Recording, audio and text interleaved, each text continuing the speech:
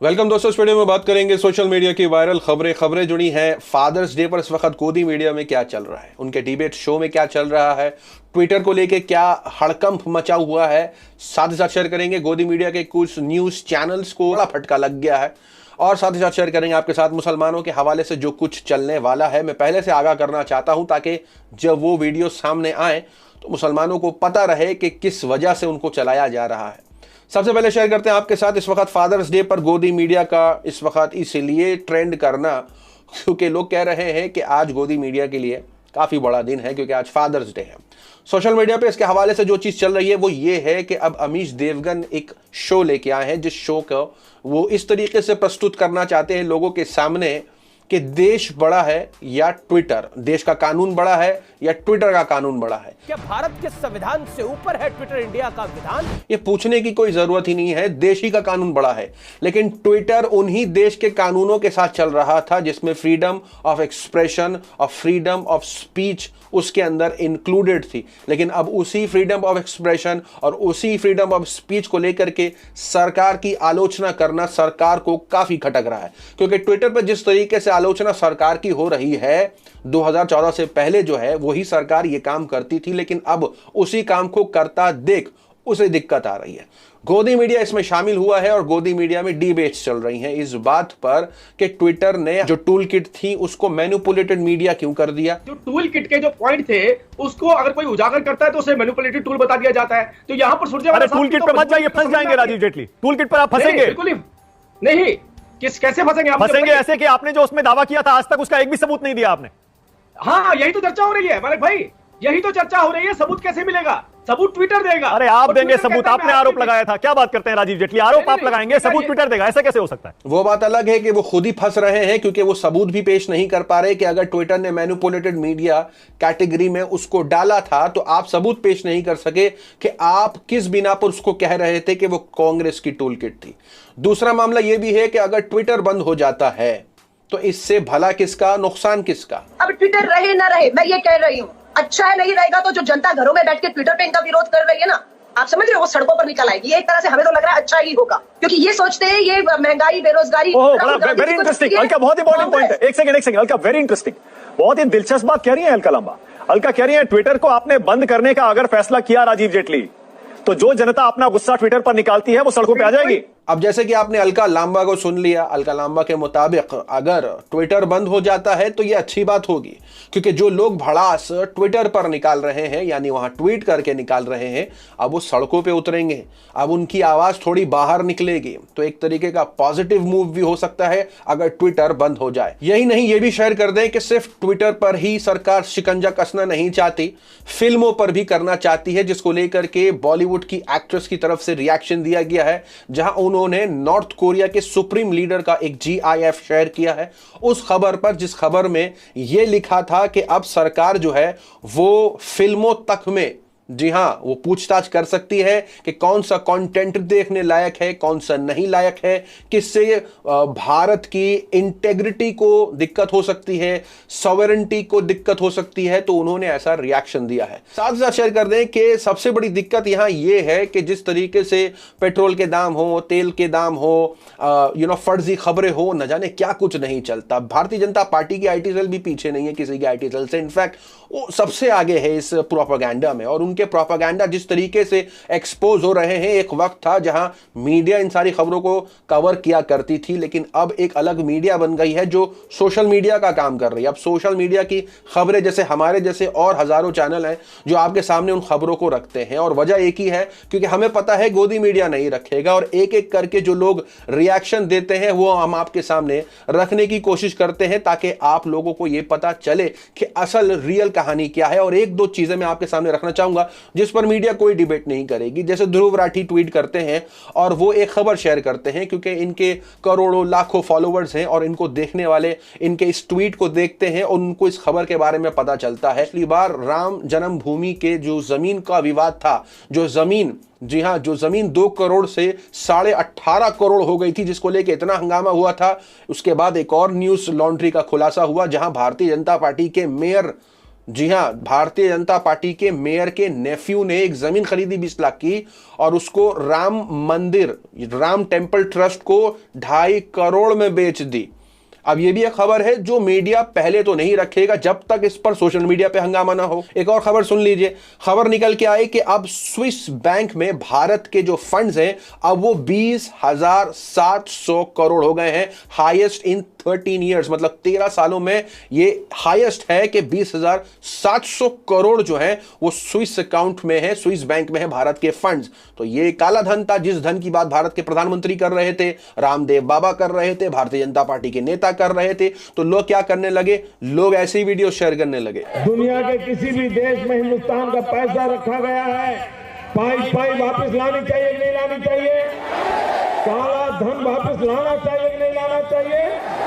यहां तक के ट्विटर से पत्रकारों को भी बोलने का मौका मिला था, क्योंकि पत्रकार सिर्फ एक टीवी पे माइक लेके खड़े होते थे, उनकी आवाज लोगों के सामने आती नहीं थी। ट्विटर से उनको भी आवाज मिली, उन्होंने भी इस पर ट्वीट करके लिखा कि नोटबंदी से तो भ्रष्टाचार और काला धन खत्म हो रहा था, फिर यह खबर क्यों निकल के आ रही है। वहीं दूसरी तरफ आपके साथ शेयर कर दें कि दीपक चौरसिया भी ट्रोल हो जाते हैं। सारी खबरें इसी ट्विटर विवाद से है, क्योंकि गोदी मीडिया किस तरीके से खबरों को रखता है आपको यह देखना है, और असल पूरा कहानी, पूरी मामला, पूरी जड़ में अगर आप जाके कोशिश करेंगे उसको निकालने की तो पूरा मामला कैसा निकल के आता है। दीपक चौरसिया ने ट्वीट करके लिखा कि प्रधानमंत्री नरेंद्र मोदी की जो ग्लोबल अप्रूवल रेटिंग है वो अमेरिका के राष्ट्रपति बाइडेन और बाकी जो है देश के जो बड़े नेता हैं उनसे अधिक है, मतलब उनसे ज्यादा है। लेकिन इसकी सच्चाई यह है कि पिछली बार से 20 पॉइंट जो है भारत के प्रधानमंत्री नरेंद्र मोदी की अप्रूवल रेटिंग जो है वो नीचे भी गिरी है। लेकिन आपके सामने जो रखा गया वो मीडिया ने रख दिया, उस पर न्यूज भी बना दी, लेकिन ये नहीं दिखाया कि पिछले साल से किस तरीके से वो पॉइंट्स नीचे भी गिरे हैं। ये सोशल मीडिया के प्लेटफॉर्म्स में जो विपक्ष के नेता हैं, उनके जो कार्यकर्ता हैं और कुछ ऐसे लोग जिनको विपक्ष की जरूरत ही नहीं है, वो खुद इतने काबिल हैं कि वो सरकार की आलोचना कर सकते हैं, उसके लिए उनको किसी पार्टी की जरूरत नहीं, वो भी ट्वीट करते हैं। वो ये तक ट्वीट कर देते हैं कि जो सैंपल है, सैंपल साइज है उस रेशियो का, जहां प्रधानमंत्री नरेंद्र मोदी के जो अप्रूवल रेटिंग है वो 66% है, वो कितने लोगों का सैंपल है, वो है 2126 लोगों का।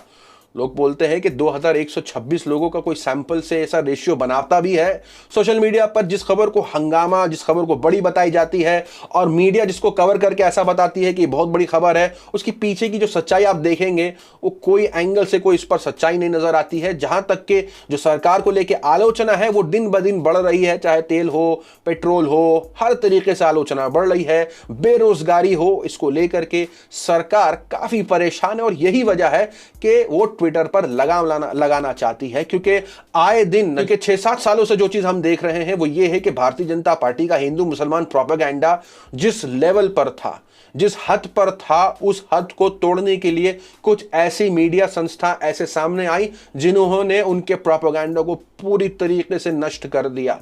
ऑल्ट न्यूज उनमें से एक है, जिसकी वजह से आज जुबैर, जी हां, जो जुबैर है ऑल्ट न्यूज के को फाउंडर, वो अभी भी गाजियाबाद मामले में फंसे हुए हैं, क्योंकि उनको दबाने की कोशिश की जा रही है, क्योंकि उनकी आवाज इतनी बुलंद थी कि सारी मीडिया संस्था उनकी सोर्सेस का इस्तेमाल करते थे और अपनी बातों को रखने की कोशिश करते थे। तो यह है पूरी कहानी ट्विटर पर लगाम लगाने की, क्योंकि अगर ट्विटर पर लगाम लगाना होता सरकार को तो बहुत पहले लगा देती, अभी नहीं। अभी आलोचना बढ़ गई है, अभी सरकार के हालात खराब हैं, सरकार कुछ कर नहीं पा रही और इसी को लेकर के सरकार के ऊपर जो दबाव है वहां उसका दबाव इन टीवी मीडिया शोज में देखा जा रहा है। क्योंकि गोदी मीडिया जिस तरीके से डिबेट कर रही है इस पर बताते हुए कि भारत का संविधान बड़ा है कि ट्विटर, इससे साबित होता है कि किस तरीके से सरकार को ठेस पहुंची है ट्विटर से और ट्विटर के लोगों से जो सरकार की आलोचना करते थे और उनकी खबरों को इंटरनेशनल लेवल पर लेके जाते थे। सोशल मीडिया पे एक तरफ ये खबरें हैं तो वहीं दूसरी तरफ रिपब्लिक भारत के हवाले से भी खबर निकल के आती है। अर्नब गोस्वामी लेके आ रहे हैं आर ग्लोबल, कल जो है वो लेके आएंगे अपने शो में। इस शो के बारे में बात करेंगे कि अब उनका चैनल किस तरीके से ग्लोबली काम करने वाला है। अपने आप में एक बहुत बड़ी डर की बात है, क्योंकि जो प्रोपेगेंडा भारत में चलता था अब उस लेवल का प्रोपेगेंडा अब इंटरनेशनल लेवल पर चलेगा, क्योंकि ब्रिटेन में इनके ऊपर फटका लग चुका है। इनका चैनल अब वहां चलता नहीं है। इनके ऊपर जो फटका लगा था वो इस बात का लगा था, पैसे तो अलग सी बात है, ये तो दे देंगे जो फाइन था, लेकिन फटका और इज्जत जो होती है वो बड़ी होती है और इज्जत पर इनके कलंक लगा था, क्योंकि इन्होंने पूरे पाकिस्तानियों को आतंकवादी बुलाया था। और जिस तरीके से नफरत घोलने का काम करते हैं, वहां के लोगों ने इसको बर्दाश्त नहीं किया। वहां के लोगों ने रिपब्लिक भारत को एक्सेप्ट ही नहीं किया, कहा कि ये नफरत घोलने का काम कर रहा है और इनके चैनल को पूरी तरीके से वहां से हटा दिया। रिपब्लिक भारत वहां नहीं चलता ब्रिटेन में, लेकिन अब वो ग्लोबल लेके आए हैं। इसको लेके सोशल मीडिया पे हैशटैग भी ट्रेंड कर रहा था। वहीं दूसरी तरफ शेयर करेंगे आपके साथ, गोदी मीडिया को भी बहुत बड़ा फटका लगा है। गोदी मीडिया के कुछ न्यूज चैनल्स हैं, नाम है न्यूज 18 कन्नडा, सुवर्ण न्यूज, और सेंसर की बात हो रही है टाइम्स नाउ को। और इसकी वजह तबलीगी जमातियों मामलों पर जिस तरीके से उन्होंने खबरें चलाई, इस कंप्लेन के मुताबिक जिस कंप्लेन को किया है कैंपेन अगेंस्ट हेट ने, और इनके ऊपर जो झटका लगा है वो झटका सरकार ने नहीं लगाया है, वो झटका लगाया है NBSA ने। जी हां, सरकार को लगाना होता तो बहुत पहले लगा देती, सरकार ने कोई रोका टोका नहीं है। सरकार को इससे कोई मतलब नहीं है कि जो मीडिया प्रोपेगेंडा चलाती है उस पर रोकथाम नहीं है। सरकार को सिर्फ ट्विटर से है, क्योंकि इससे वो कनेक्टेड है, और गोदी मीडिया से वो कनेक्टेड ही नहीं है। गोदी मीडिया से मुसलमान कनेक्टेड है और वो प्रोपेगेंडा कनेक्टेड है जो सरकार के ही काम आता है। अब जिस तरीके का मामला है मैं शेयर कर दूं, तबलीगी जमाती मामलों पर तीनों चैनल के ऊपर जो है वो मामला हुआ है कि उनको फाइन दिया जाएगा, और 23 जून को रात 9 बजे उनको अपने चैनल पर यह ब्रॉडकास्ट करना पड़ेगा। बैकग्राउंड आवाज के साथ माफी मांगनी पड़ेगी और कहना पड़ेगा कि उनसे गलती हुई, जिस तरीके से उन्होंने तबलीगी जमातियों के मामलों में उन्होंने ये खबरों को चला। एक दो शेयर कर दूं आपके साथ टाइटल, जिससे आपको समझ में आ जाएगा कि तबलीगी जमातियों मामलों में किस तरीके से इन्होंने प्रोपेगेंडा चलाया था। यहां आपकी स्क्रीन पर चलाया था सुवर्ण न्यूज टीवी ने, और उन्होंने लिखा था Tablighi meet is main reason for increase in positive corona cases part 1 part 2, और ऐसे करके उन्होंने काफी पार्ट्स में इन खबरों को चलाया था। वीडियो के अंदर नहीं जा रहा, सिर्फ ऊपर से दिखा रहा हूं। अंदर जाऊंगा तो बहुत कुछ बोला गया है तबलीगी जमातियों के मामलों पर। मुसलमानों को टारगेट किया है इन न्यूज चैनल्स ने, और सिर्फ यही 3 नहीं किया, बहुतों ने है, लेकिन झटका अभी तक सिर्फ इन तीनों को ही लगा है इस मामले में। यहां तक कि दिल्ली हाईकोर्ट ने भी कहा था कि तबलीगी जमातियों को स्केप गोट बनाया है, और जिसने बनाया है वो आप सभी जानते हैं। यह है टाइम्स नाउ, जिन्होंने लिखा था Tablighi boss on the run, why behave like criminals, has Jamaat wilfully defined Janata curfew. और जिस तरीके से खबरें फैलाई और तबलीगी जमातियों को जो है वो मुलजिम ठहराया इस कोरोना के बढ़ते मामलों को लेकर के, और अंदर अभद्र भाषा का इस्तेमाल किया, तो उनके ऊपर जुर्माना तो लगा है। एक मीडिया संस्था के ऊपर 1 लाख का, दूसरे पर 50,000 का, लेकिन ये फटके बड़े फटके नहीं हैं, इज्जत के फटके बड़े हैं जो इनके ऊपर लगाए गए हैं। और अब 23 जून को रात 9 बजे बात हो रही है कि ये अपनी माफी मांगेंगे अपने चैनल पर टेलीकास्ट करके। लेकिन अगर वहीं देखा जाए तो कुंभ मामले पर इन मीडिया ने कुछ भी नहीं चलाया। जब ये बड़ी खबर निकल के आई थी कि 1 लाख से ज्यादा जो टेस्ट हुए हैं कुंभ मेले में, वो सारे फर्जी थे। जी हां, ये खबर उन्होंने ना ही उस पर डिबेट करी, ना ही उस पर चर्चा करी। सोशल मीडिया पे एक तरफ ये खबर, तो वही दूसरी तरफ शेयर कर दें कि एक चीज मुसलमानों की तरफ बढ़ रही है, और वो है एक शो, जो शो किया गया है अनस्क्रिप्टेड एक वेबसाइट की तरफ से, और इसको जिस तरीके से सामने रखा गया है शाहबाज अंसार की तरफ से, और जो इन्होंने एक ट्रेलर शेयर किया है। मैं पहले आपके साथ ट्रेलर की कुछ क्लिप शेयर कर दूं, जहां मुसलमानों को, मुसलमान की सोच को रखने की कोशिश की गई है। एक झलक उनके इस ट्रेलर पर डालें। औरतें हिंदुस्तान की मस्जिद में क्यों नहीं आकर नमाज पढ़ सकती? हमारे बराबर अगर औरत अगर खड़ी है तो हमारा कभी उसकी तरफ दिल माइल ना हो जाए।